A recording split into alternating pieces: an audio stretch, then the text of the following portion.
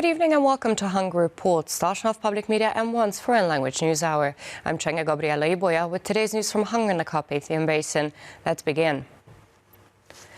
The period since 2010 has been the most successful 10 years in the last 100 years in Hungary. This is what Viktor Orbán said during his 22nd year assessment speech. Among the results, the Prime Minister emphasized that the Carpathian Basin is radiating power, salaries have gone up, and families have received the recognition they deserve. In 2019, the Hungarian economy grew the most in Europe.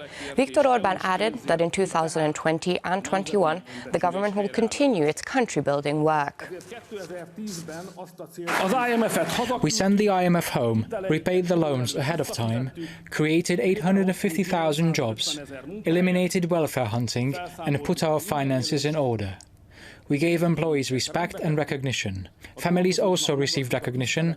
Large families received even greater appreciation. We have begun to unite the nation and to connect the Hungarian communities across the border with their motherland. Viktor Orbán also announced an 8-point action plan on climate protection. The Prime Minister said that climate protection has become a sort of fashionable political movement, which is worsening the seriousness of the matter, which is why we need to take action instead of just talking about the issue at hand.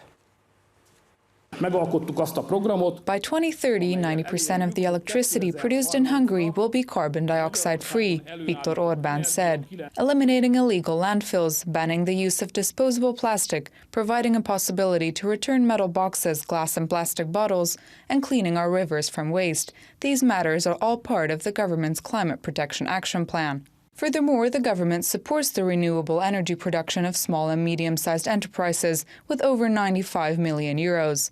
In addition to this, they will plant 10 trees after every newborn baby. As a result, Hungary's forest-covered area will rise to 27%. The capacity of solar plants will increase by sixfold, and the use of cheap electric cars will be supported as well. And finally, so-called green government bonds will be issued similar to the ones in Poland. Those who purchase these state bonds support climate protection, as the government promises that all returns on them will be spent on climate-friendly schemes, the Prime Minister explained. In his State of the Nation speech, Viktor Orbán also addressed the successes of the Family Protection Action Plan introduced a year ago. He also talked about the prenatal subsidy, which more than 100,000 people benefit from, and the income tax exemption for mothers of 4 or more children, which helps the lives of 40,000 families. The head of government also pointed out that medicine used in infertility treatments and infertility examinations have been made available free of charge. 90,000 more children were born between 2010 and 2018, the Prime Minister noted. Viktor Orbán highlighted that it is among their plans to make language exams and driving theory tests free of charge for mothers on maternity leave as well. Besides this, they want to expand the number of those eligible for the income tax exemption by granting this to mothers of 3 as well. After giving birth for 6 months, mothers receive 70% of their average annual salary of the previous year. We should raise this amount to 100%, and then mothers would receive more money in the first 6 months than if they had not given birth, the Prime Minister said. He also pointed out that in 2020, and maybe in the years after as well, we have to put our energy in preserving jobs. We know that for this we have to decrease taxes. This has worked, and we're planning to do this now as well, to reduce taxes on small businesses as well as labor taxes. I can guarantee for sure, however large of a rumpus there will be in Europe, pensions will not decrease in Hungary, Viktor Orbán said.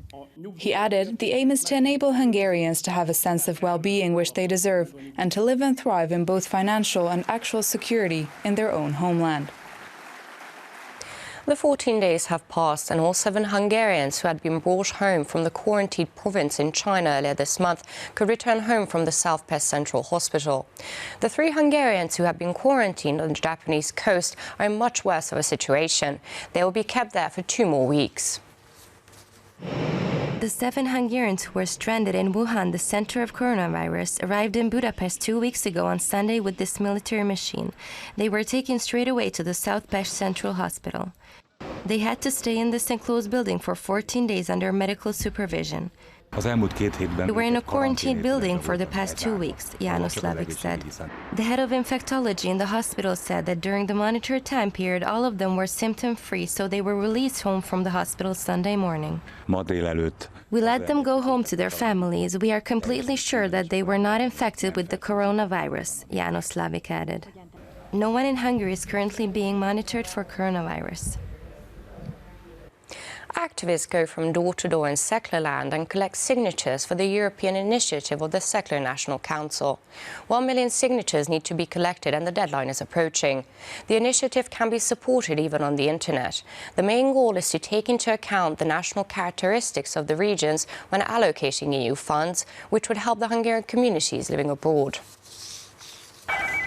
The Secular National Council started its initiative 9 months ago. Their aim is to enable Europe's indigenous minorities to receive funds, which help them preserve their identity in their homelands. As they want to take away our language, our flag, the names of our towns, and the Romanian state is working on assimilating us into the majority, we have to stand up for our interests, Híradó said.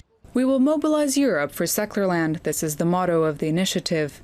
Their petition can be signed on paper and online as well. The petitioners urge everybody to do so. By May, a total number of 1 million signatures must be collected from 7 member states. I still believe that this is possible. Since many people signed it in the last minutes, there are many supporters, the president of the organization said. The online petition can be found on nemzetirégiók.eu by clicking on the Támogatom tab. On the website, signatories should choose the datasheet appropriate to their nationality. The deadline is May 7th.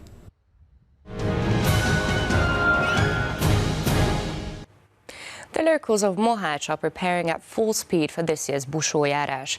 The 6-day carnival event begins on Thursday and runs until February 25th. Over the weekend, if the weather is right, tens of thousands of tourists will be visiting Mohács again this year. Organisers promise more than 1,950 dressed-up Bushwas to drive away the winter. And the exhibition of the Nyitrai Road Community House in Székesfehérvár invites visitors to Vietnam. Vietnam in the Eyes of a Hungarian Traveller is the title of photo exhibition celebrating the 70 years of Hungarian-Vietnamese diplomatic relations. The exhibition is open until the 8th of March.